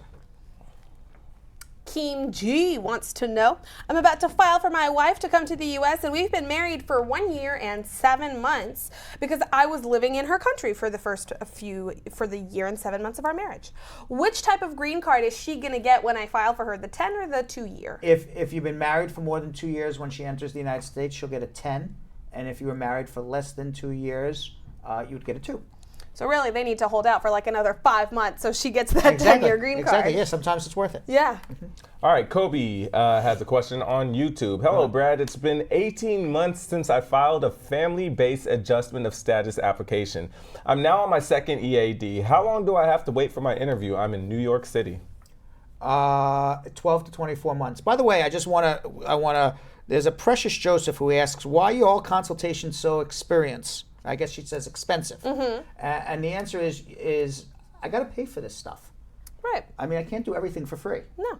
Okay, and relatively, we're pretty moderately priced, and we have very good payment plans. But I can't do everything for free, because if I did everything for free, how would I pay everybody? How would I pay for all of this? That's true. All right, but I do come on here every day for 2 hours. I do my best to give as best advice as I can, but I can't do everything for free. And that's more than any other lawyer I've seen does. That's true. Right. I'm a fan of my paycheck, so thank you very much, Brad. I am too. Rhonda, I'm wondering if Rhonda didn't ask her a question, but stop me if she did, because it's seeming familiar. She's asking for a friend. Her friend is engaged to a man from Jamaica who overstayed his visa and was stopped by ICE coming to Alabama to visit her. He's now in Alabama with his fiance, who's Rhonda's best friend. We went to court and filed for a divorce and sent paperwork for her to sign. This was done in December of 2018. In the meantime, he was held in El Paso, but later made bond. 1 second. This person's getting a divorce from somebody who got held by immigration? Yes. Okay. And he was in El Paso, and now he's being he was released on bond. Right. I'm sorry. She was divorcing another man, it seems, because the next thing says they're wanting to get married, and he's got a wife in Jamaica. Is the next line? He has a wife in Jamaica. Okay. So he can't do a divorce in the United States because he just got here. So you need standing to do it. Now, different states are different rules. Like for example, New York, if the marriage didn't happen in New York, you got to be living in New York for 2 years. That's the rule to do a divorce in New York. Now, maybe you have some. We got a plot twist. Plot twist. It's a huge There's question. Side B to the record. Yeah. Okay. Unfortunately, his wife died before she ever received the divorce papers. So then he's free to marry. So. And that's unlucky. exactly the Unlucky for the ex-wife. Lucky for him. So what kind of paperwork is he going to need This to sounds. present? This sounds like this sounds like a Lifetime drama. Yeah. It really does. Right. We're like, how are we going to get rid of her? Untimely death. Oh. I hate to make fun of that. Yeah, but, no, I'm sorry. You just need a death certificate from Jamaica. Okay, perfect. All right. That was a journey. We went on that journey together. But those are long questions to be like, how can we prove somebody died in Jamaica? Yeah. That could have been asked in one question. That would have been, yeah. But it's not as juicy. No, That's true. I didn't need to know that Rhonda was her best friend, quite frankly. Exactly. But good to know. We enjoyed the question. We did. We enjoyed it. We enjoyed listening to it. All right, Ron Adams has a question. My friend married her girlfriend who is on a tourist visa. She arrived in July last year and got married the same month in July. Now they filed the petition and adjustment of status in September. Now they got an interview letter this January. Why is the interview so soon? Isn't it usually 6 months after filing the papers? What's going to happen to this interview? I don't know why the interview is this soon. It's usually much longer. Go on the interview and say, you know what, luck be a lady tonight, and I got a quick interview. Wonderful for you. Even though the fact that they got married in the same month that she arrived on her tourist visa, would that have maybe yes, because that could be a misrepresentation. Right. Maybe that's what happened. I didn't hear that part of Yeah. Thank you. Thank you, Belgium Kim. 1 year, and here 1 I year am. into this, you never get married to your first. So so if you got married, I didn't hear that part. Yeah, she came thank in you July. thank you. Yes. So Gotcha. if that's the case, that's probably going to be their issue, and they're going to say you made a misrepresentation, and you're going to need to file a waiver right away. You're going to need the help of a lawyer. I didn't hear that part. Thank you, Belgium. No problem. I don't know why I didn't hear it, because Yonathan was very clear in how he asked the question. He did, but the way that it is Yes. written in Jan's defense was she arrived in July and they got married the same month, July. It's just Yeah, my family would say it's just Uncle Brad has a little ADD sometimes. And it goes in one ear and out the other after 2 hours into it. You're just waiting for the end of the question. I don't care about the story. Right. 4 lines long That's before Brad right. tunes That's out, right. y'all. Natasha would like to know, I came with a B2 visa. I got married to a permanent resident. He sponsored my I-130 petition. I got approval in 2016, and ever since, I never got a reply from USCIS. I now have an attorney, and he says that I have to do a DS-260. Is that possible? I wanted to know if I can come to you, and you can take my case over from this attorney. Well, a DS-260 means that your case got approved and was sent to the National Visa Center, and yes, I can take it over. Nice. All right, Apple has another question for you. Apple from the Philippines. Yes, it's a follow-up question. What are the implications if we don't file a re-entry permit? If my son can go back to the U.S. within a year or within 2 years, will that be considered abandoning his residency, even if he's only 2 years old? If yes, will it be a problem if we wait until his dad files another petition so we can get together since he has a medical condition? Thank you. It's possible. Listen, the law says, you if you don't live in the United States for more than 6 months, you're abandoning your permanent residence. Obviously, a 2-year-old can't abandon a permanent residence because it's a baby and can't develop the intention of whether to abandon or not abandon. I'm just telling you to file a re-entry permit just to play it safe. But reality is, as a 2-year-old, a 2-year-old could stay out till 3, 4, 5. Most likely, they won't give that 2-year-old a problem. But what are you looking for trouble for? And trust me, if they gave a problem, I would win that case. But again, why are you looking for trouble? D-Tay said, I'm wondering if I can apply for citizenship if I left the U.S. for 18 months at a time when I got pregnant. I've been here for a total of 6 years. In that time, I've traveled a total of 4 times. That was a long pregnancy, 18 months. No, 8 months. Oh, 8 months. Did I say 18? Yes, you 8 did. months. I was gonna say the only. 18. I think horses are 18 months. And elephants. Or elephants. I said, but people are 9 months. I said, is this like Dumbo asking the question? She's got back to back. So what the law says is this. I can tell you what the law says. The law says to become a citizen, you have to be a permanent resident for 5 years. You have to be physically in the United States for 30 out of 60 months, meaning 2 feet on the ground in the United States, 30 out of 60 months. That's 2.5 out of 5 years. And no trip outside the United States for more than 6 months. If you have a trip that is between 6 months and a year, there is a rebuttable presumption that you abandoned your permanent residence and you got to start the 5 years all over again. Why I say a rebuttable presumption is that it's presumed you abandoned your permanent residence. However, it's rebuttable by you to say, I really didn't. And here's why. I was pregnant and the doctor said don't travel. Or I gave birth and I couldn't come back with my baby because of XYZ. Whatever the health reason that you had, that I assume was a health reason, which is what I'm kind of insinuating here in the question. So you can file your citizenship and hopefully you have a good enough health reason why you had not abandoned your permanent residence by staying out for more than 6 months. All right, V. Lynn has a question. If you overstay your visa for 3 years, can you apply for a green card for marriage? Yes.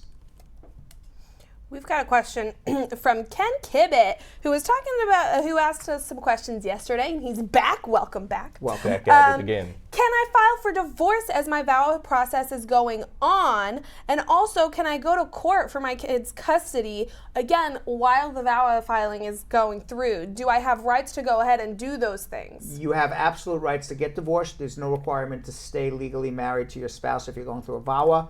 And you can also go to court and gain custody and get any other rights that you have in a family court in that particular state. Just keep in mind, there is no statute of limitations on a VAWA application until the divorce is final. Once a divorce is final, you have 2 years from the date of the divorce to file the VAWA application. So you may remember I got a call back earlier in the show where the guy filed his VAWA, did a divorce, it got denied, and then he wanted to refile again, but it was more than 2 years from his divorce, and that's why he was doing that appeal. That was the question of, I made the motion, they reopened it, and then it got denied again. Right. So if you have a real legitimate reason to get divorced, go do the divorce.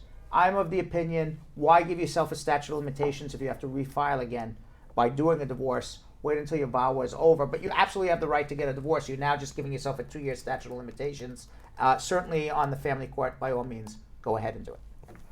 All right, Brown, Campbell, Pauline has a question. I would like to ask a question. I want to adopt my godson from Jamaica. How do I go about doing this? First of all, hopefully the godson is orphaned, meaning no mother, no father. If the child has parents, either they abandoned or neglected the child, you have to strip the child of his parental or her parental rights and do an orphan petition to bring the child to America. If you go to Jamaica, and I see this happen all the time, and you go adopt a child in Jamaica, you're not getting that child here because you didn't go through the proper process. The process is to bring the child to America as an orphan and then do the adoption in America. Come see me. Dion says, if you're in an abusive relationship and you haven't gotten a green card, just the work permit, what steps should you take? I'm waiting for an interview date. The 29th of this month will make a year of marriage to a U.S. citizen. Well, it takes 12 to 24 months for an interview, so at this point, there's not a lot you can do. There is something called a mandamus action where you can force the government to do their governmental duty, which is give you an interview in a reasonable amount of time. And I would argue that anybody waiting more than 12 months on an adjustment interview can do that. That's filing a legal action in a federal court, but certainly you can do that. All right, Sean Bryan has a question. I successfully adjusted my wife's status in May last year. I'm now in process of adjusting our 9-year-old daughter's status as her stepfather. Sadly, I was laid off this Monday, but we have a sponsor. Do you think we'll have any challenges? Who's sponsoring who? He adjusted the wife's status last year, and now he's in process of adjusting the 9-year-old daughter's status as her stepdad. The only problem you may need is just you may need to get an affidavit of support from a second person if you lost your job. Because he said that we have a sponsor. That's fine then. Okay. Tanisha, final question of the night for now. Okay. Said, how long does a 15-year-old have to wait if his case is transferring to the Jamaican consulate back on October 1st? It's a U.S. citizen step-parent who's filing. Weeks. If it was transferred in October and 4 months goes by and you don't have an interview, something is amiss. So it shouldn't, weeks they should get an interview. And with that, Belgium Kim. Yes. I noticed recently you were out of the office. I did. Okay, I was. and you were. And you did. You left the office. I did. You left the office. You left the office. I You did. You left the office for many reasons. I did. Sometimes to go home to sleep. Yeah, sometimes to eat lunch. Sometimes. Right. Sometimes Yeah. to just go visit a circus. I go off to join the circus. You I do, right. I do. And recently you went to the Circus Abyssinia, which is called the Ethiopian Dream Circus. Are you familiar with this? I am absolutely not. It is the let me tell you about it. Tell me about it. It is the only Ethiopian circus created by and for Ethiopian artists by two brothers, Bibi and Biku Tesfamarian. Nice. Did I get it? Yeah, you did. Right. Who recently took Broadway by storm. This is on Broadway. Let's watch. Hey Brad Squad, today we have run off and joined the circus. That is Circus Abyssinia, Ethiopian Dreams. Ethiopian brothers Bibi and Bichu have started the only circus created by Ethiopian artists for Ethiopian artists, and they have taken Broadway by storm since they arrived November 30th at the new Victory Theater. We're taking you inside the show, and of course, we've got your backstage passes where Bibi and Bichu will join us to tell us how they juggled their way into international circus stardom. Check it out.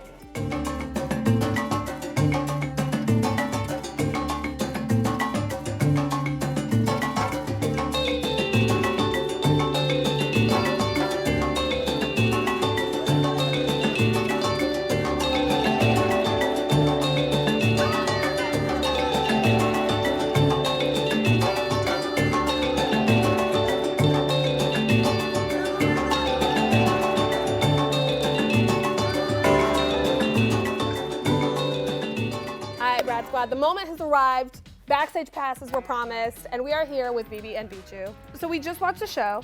That was phenomenal. That blew my mind. What is the show? For the people who haven't seen it, what is the show about? The show is based on our story, me and my brother. Well, we grew up in Ethiopia. Circus wasn't even a thing when we started. It was a long time ago. What we did was, as you do after school activities, some kids play football, some kids do it, but we always wanted to do something different, so we started doing gymnastics. Okay. So we didn't know anything about juggling then. We wanted to show off. So there's a little park thing outside of our house, so we did like just gymnastics, doing front, and people gather around, and they just watch us. We did that for fun. And we were like, okay, this is interesting. Maybe we should keep it going. One of our teachers was from Canada. He knew about Circus Soleil, so he knew how to juggle. So he was like, oh, maybe I should show you something different. You might like it. So he started juggling. He was like, oh my God, what is that? You know? So we'd never seen it before. We got into it and we got kind of hooked. So we never stopped. So we didn't have all the materials at that time. So all we had to do is like, you go home, you cut your socks, keep your socks, you fill it up with seed, whatever you can find, or fruits and stuff like that. So that's how we started juggling. Wow. So we didn't know how far we could take it. All of a sudden, we fell in love with juggling. Right then, we were quite young. We were like 13, 14, I think. Wow. Yeah. But in Ethiopia, you don't have that kind of stuff. The circus is not going to roll to your town or village to do, like it's a big topping. It's never happened. It's still not happening in Ethiopia as well. Yeah. Okay. No. But we had a dream, so we wanted to do that, and we wanted to join a circus. Yeah. That's what we're trying to put on this, tell the story. We managed to move to England, join a circus. Traveling circus. Circus. And finally, we had our own circus. It's not just me and my brother. There's a lot of dreamers who back in Ethiopia who wants to join the circus and travel around. So we had to give that opportunity, and while we're telling our story. There's obviously like the joke of like, I'm gonna run off and join the circus. When you told your family, we're going to run off and join the actual circus, what was the reaction? Our dad still thinks it's literally we're just playing around. He just doesn't, he doesn't actually think it's a real job, you know what I mean? It's like it's always been like that. It's always been like that. Haven't you been doing this for like 25 Forever, years forever, now? Forever. Yeah, literally, you can go and tell your family, like, I'm gonna run away with the circus and try. But in Ethiopia, you can't do that because they never experienced that. We had talked a little bit about this, but you were really passionate about giving other performers in Ethiopia an opportunity. How did you guys do that? My brother, he went to Ethiopia about 6-7 years ago, back home. So he met up with the guy he used to teach us some gymnastics, you know, when we were young. We haven't seen him for a long time and had like a circus school. It's been running for a while, but he's about to shut down because of lack of funds and materials. And there's an opportunity to give back.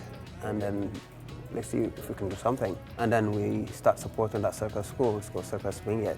So most of the kids that are here that came from that circus. Just trying to help with all problems, you know what I mean? Yeah. Just asking friend and family in London if you can give us all the costumes, all those kind of stuff. It makes massive difference back home in Ethiopia.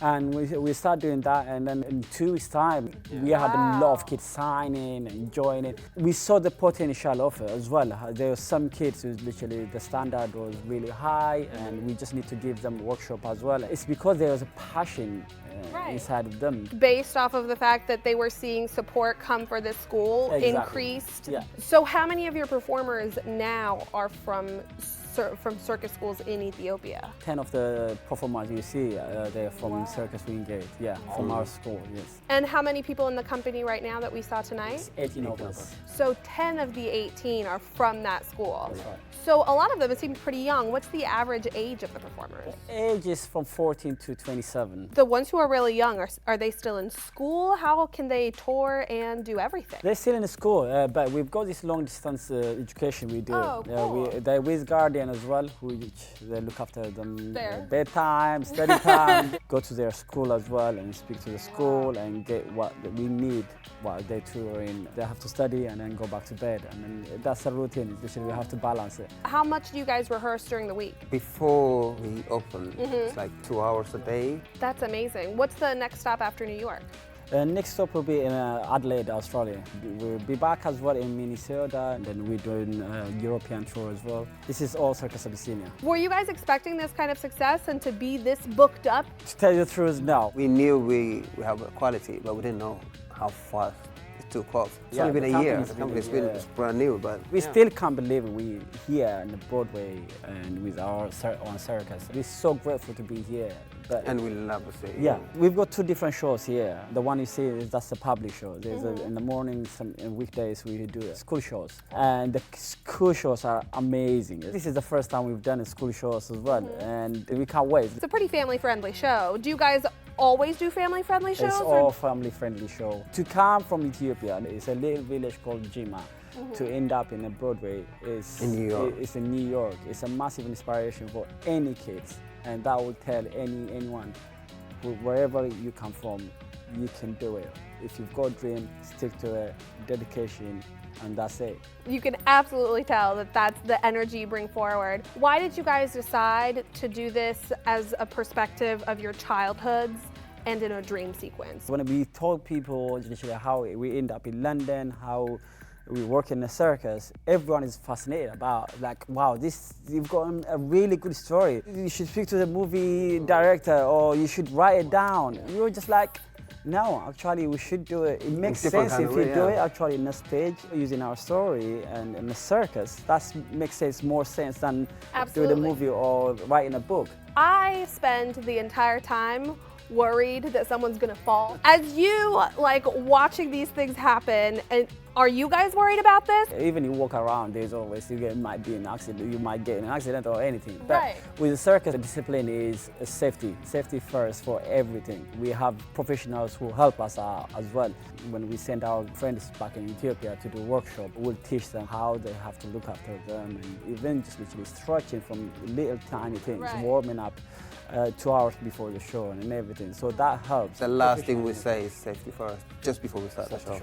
When a guy is balancing on 8 shelves, I'm not feeling like that's very safe. Where are you hoping to take this show? For us, this is just the beginning. We want to take this show all over the world, even back in Ethiopia. To show people, to inspire people, and give more opportunity as well. There's a lot of artists back in Ethiopia. The one you see here, they might not be in Adelaide. We have to give an opportunity for the upcoming artists as well to experience what to be on the stage and give the other kids a drive. Something to aspire. Yeah, it's not just one group go out there and do the whole thing. So hopefully we'll expand it, have another Circus Abyssinia, 2 Circus Abyssinia to go out in different ways. How do you go from we're moving to London to join the circus to where you are today? So we moved to London And we got lucky because we met Sean Gandini. He's a juggler. He's at the company. There's a circus school in London. So we used to go and practice, just me and him. Well, he's an amazing guy. He's still supporting us. We worked with him for 2 years just to have that experience. Oh, wow. Because we had a plan already, so we just wanted to do our own thing. Even though it was hard work, it taught us a lot. We worked for that circus for 11 years. It's one of the biggest circuses in UK, pretty much. It taught us a lot, how to build your dream and how to get to where you want to be. All that experience helped us out to create the Circus Abyssinia. We wouldn't be here without him, for sure. Not just us, even the kids, you know, I mean, everything wouldn't happen if it wasn't for him. And we're very grateful to have a friend, a mentor like Sean Gandini. So how many kids have you guys now been able to successfully put through the school and take on tour with you if you change it so often? Around 150 kids. That are at the school now? At the school now. Wow, 150 kids, that's huge. So circus culture in Ethiopia must be growing for 150 kids to be. Very much so. As soon as we get a chance, we're trying to do a show back in Ethiopia. So you haven't been able to do a show in Ethiopia We haven't done this show yet. There's a lot of good artists back in Ethiopia. Working around the world as well, different circus, which is amazing now, just to see supporting the family, friends, and changing their life. It's amazing. So something that really struck me in the show, the music was so good. Can you tell me a bit about this music? Is it all original? When we planned this our show, we know we definitely need our own culture, our music in it. And it was really hard to choose because everyone here, you see the artists, they got used to working on European music and it was really challenging for them to give them, you need to work on this, and they believe us, you will work on it, you'll love it. But once we got it and once they adapt it, now I can't even change anything, you know? No. I mean, they were just like, no, this is our music, don't touch our music. Like a baby. What is your favorite act in the show? It's really hard to choose which one is which and which act. So I don't know. I don't know if I can answer that. Bits and pieces from everything. From everything. I know that you guys had some visa issues. What visa are you guys on? And then what happened with the visa issues? We are on P1 visa. There's a 15-year-old girl who's an amazing hula hooper. Traveled with us internationally. London, Edinburgh. And the first reason given was they didn't have enough work experience, which we provide that. They've worked in Ethiopia at different festivals. And then the second time when we appealed, travel experience, which is, she's 14. Doesn't make any sense. Right. The same problem in Australia. We were a week late to get into Australia as well with a visa issue, but we managed to get in. The kids get really disappointed. They work really hard, they get prepared and then can't go away. But still grateful. I mean, the 10 of us we're here, so we're still grateful. Most of us we got through. The bigger the show gets, exactly, the easier that will be. That's what we hope for. So. That's what we hoping for. You have a huge focus on dreamers. We know that you ask the kids what is their dream for the future. So I'll ask you, what is your dream for the future? My dream for the future will be take the Circus Abyssinia, Ethiopian Dreams, take it to the next level. Hopefully all over the world, back in Ethiopia, and then show everyone if you dream big, anything is possible. Work hard, dedicate yourself. We came from Ethiopia, from a small village. We're here in New York, so anything is possible. My dream for the future is inspiring people. There's a massive movement, especially in Ethiopia. Everything is changing at the moment. I think people need to be nice to each other. I really want to see that more and given opportunity, equality as well. You gotta come check out BB&B Chutas Famarium because they are going to blow you away. Thanks, Brad Squad. Until next time. I can't believe people actually get paid to do that. I do that every day. I do three. When I go home tonight, I'm going to do 3 flips. I have like a silk hanging over my bed. 3 flips. Go into the silk, flip over, and into bed. Typical. And into the covers, like in one move. This is a nightly routine. A nightly routine. And people actually pay tickets to see somebody do that? Wait till you see how he jumps out in the morning. And that's only when I'm by myself. Those silks come coming real handy on the second I've day. been talking about Hump Day, right? All right, so we got to say goodbye to our YouTube people. We already said goodbye to our Facebook people. We did. All right, our comments of the day to Facebook are, you know what. All right, and our comments of the day for YouTube is... Our very first comment is from Glamma herself, Marge Higgs, who said, some people are in their element because it's Hump Day. Thank God for my chastity belt. Oh, Marge, I didn't know you were such a prude. Glamma. Well, Glamma's a prude. What is with that? I let her know, though. I was like, there is no chastity belt strong enough to fight off the Hump Day. Exactly. We've got one on YouTube from Tanisha Tennant who said, I love this show so much. All my depression is gone thanks to Hump Day. All right. Now for all my depression and your depression, now we're fine. Hump your way through Hump it. your way through Hump Day. You get all happy again. All right? happy. Right. Endorphins. Who needs pills, right? Yeah, exactly. Just need Bradshaw Live. On Hump Day. On Hump Day. Our third comment of the day is from Princess Black, who said, I need to go take a shower before I get too hot with this show. Hump Day is where it really gets Oh my God, fiery. Princess Black. It's true. Wow. Whoa. It's true. Wow. It's true. And then finally, Yes. our last one, also from superfan Cordella Douglas.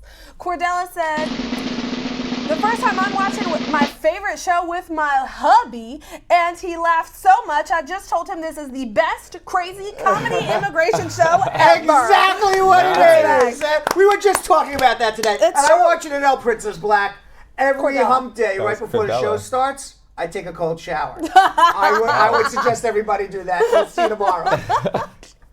So, Sam, as part of the production, we have to say this disclaimer at the end of the show. Do you mind reading it for me?